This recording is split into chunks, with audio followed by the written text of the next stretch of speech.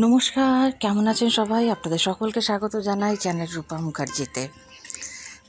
কৈলাস মানস সরোবর যাত্রা শীঘ্রই পুনরায় শুরু হচ্ছে, আর সেই সম্পর্কিত বেশ কিছু তথ্য আপনাদের সাথে আজ শেয়ার করব।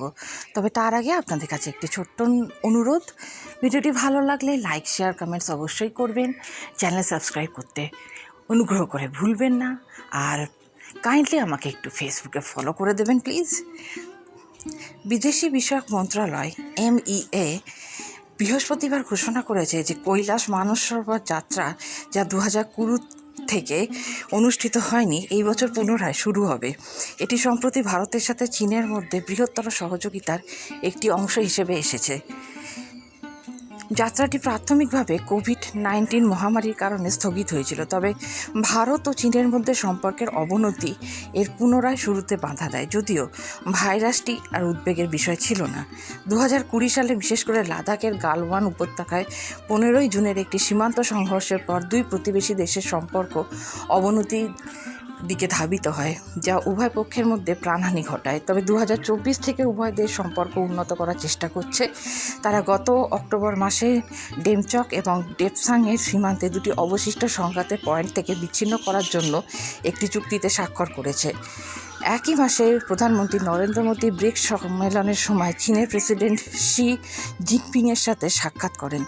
যাত্রার পুনরুদ্ধার নিয়ে প্রথমবারের মতো আলোচনা হয়েছিল গত ডিসেম্বর মাসে বেজিংয়ে জাতীয় নিরাপত্তা উপদেষ্টা অজিত দোভাল এবং চীনের বিদেশমন্ত্রীর বিশেষ প্রতিনিধি সভায়।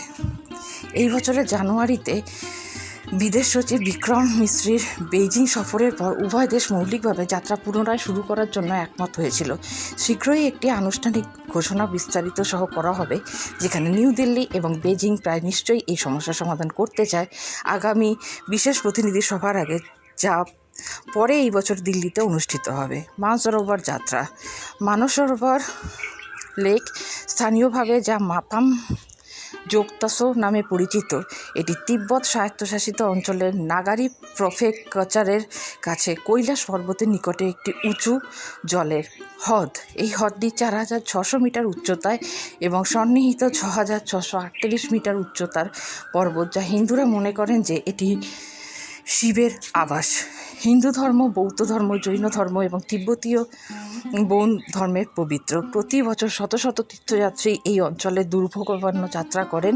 তারা সাধারণত মানসরোবর লেকের উদ্দেশ্যে যাত্রা শুরু করেন এবং তারপর নিকটবর্তী কৈলাস পর্বতকে পরিক্রমা করেন। যাত্রা 2020 সালে বন্ধ হওয়া পর্যন্ত MEA প্রতি বছর জুন থেকে সেপ্টেম্বর পর্যন্ত ভারতীয়দের জন্য তীর্থযাত্রার আয়োজন করত। সাধারণত যাত্রাটি 23 থেকে 25 দিনের মধ্যে শেষ হতো এবং ভারতে পাসপোর্টধারী, চিকিৎসা ও শারীরিক মানের সমস্ত যাত্রীকে যাত্রার আগে সম্পূর্ণভাবে স্ক্রিন করা হতো। 18 বছরের বেশি এবং 70 বছরের কম বয়সীদের জন্য উন্মুক্ত ছিল। প্রতি বছর এপ্রিল-মে মাসে নিবন্ধন শুরু হতো। এরপর একটি লটারি অনুষ্ঠিত হতো। সীমিত স্লট পূরণের জন্য যাত্রার মোট খরচ 2 লক্ষ টাকার বেশি হওয়ার সম্ভাবনা ছিল। এই বছরের যাত্রার বিস্তারিত এখনও MEA দ্বারা ঘোষিত হয়নি। দুটি রুট। ভারত থেকে মানসরোবর লেকে পৌঁছানোর জন্য দুটি প্রধান রুট রয়েছে। Lipulekh pass route. Lipulekh pass 5115 metre উচ্চতায় অবস্থিত। উত্তরণকারী রাজ্য এবং TAR সীমান্তে নেপালের সাথে ত্রিপক্ষীয় অঙ্গরাজ্যের কাছাকাছি। এটি ভারতের উপমহাদেশ এবং তিব্বতীয় মালভূমির মধ্যে একটি প্রাচীন পথ, যা ব্যবসায়ী এবং তীর্থযাত্রীদের দ্বারা বহুবার ব্যবহৃত হয়েছে। যদিও লিপ্পু লেক পাস রুট মানসরোবরে পৌঁছানোর জন্য সবচেয়ে সরাসরি উপায়, কারণ গভীরভাবে মাঝপথে লেকটি সীমান্ত থেকে 50 কিলোমিটার দূরে, কিন্তু ভূমিশস্ত্র এই যাত্রাকে অত্যন্ত চ্যালেঞ্জিং করে তোলে। বর্তমানে এই রুটটি প্রায় 200 কিলোমিটার কঠিন পায়ে চলার নির্দিষ্ট। 2020 আগে এটি 1981 সাল থেকে কার্যকর ছিল। Nathula pass route. Nathula pass 4310 metre উচ্চতায় সিকিম এবং TAR এর সীমান্তে অবস্থিত। এটি অঞ্চলের দুটি পর্বত পাশের মধ্যে একটি অন্যটি জেলেপলা, যা প্রাচীনকাল থেকে সিকিম এবং তিব্বতকে সংযুক্ত করে আসছে। নাথুলা থেকে মাল সরবরাহের জন্য রুটটি গুণগতভাবে অনেক লম্বা, প্রায় ১,৫০০ কিলোমিটার, কিন্তু এটি সম্পূর্ণভাবে মোটরযোগ্য, যার মানে তীর্থযাত্রীদের পায়ে চলার কোনো প্রয়োজনীয়তা নেই। তাদের শুধু কৈলাস পর্বতের পরিক্রমার জন্য ৩৫ থেকে ৪০ কিলোমিটার হাঁটতে হবে। এই রুটটি ২০১৫ সালে কার্যকর হয়। ভারতের পক্ষ থেকে লিপুলেক রুটে কুমায়ুন মণ্ডল বিকাশ নিগম এবং নাথুলা রুটের জন্য সিকিম ট্যুরিজম ডেভেলপমেন্ট কর্পোরেশন সংগঠিত করেছিল। TAR কর্তৃপক্ষ সীমান্তের বিপরীত পাশে বসবাসের এবং লজিস্টিক সেবা প্রদান করেছে। যাত্রায় অব্যাহত স্থগিতাদেশটি ছিল কারণ TAR কর্তৃপক্ষ তাদের সীমান্তের দিকে কোনো ব্যবস্থা করেনি। যদিও নিবন্ধন প্রক্রিয়ায় MEA পোর্টালে রুটের পছন্দ প্রদান করা যেতে পারে, রুটগুলি একটি কম্পিউটার দ্বারা নির্ধারিত হয় এবং একবার রুটগুলি নির্ধারণ হলে তা পরিবর্তন করা কঠিন। নেপাল রুট, দুটি অফিসিয়াল রুটে কোনো ব্যক্তিগত অপারেটর কাজ করে না, তবে নেপালের মাধ্যমে একটি তৃতীয় রুট রয়েছে যেখানে ব্যক্তিগত কোম্পানিগুলি কাজ করে। তাত্ত্বিকভাবে ২০২৩ সালে চীন নেপালের সাথে তার সীমান্ত খুলেছে।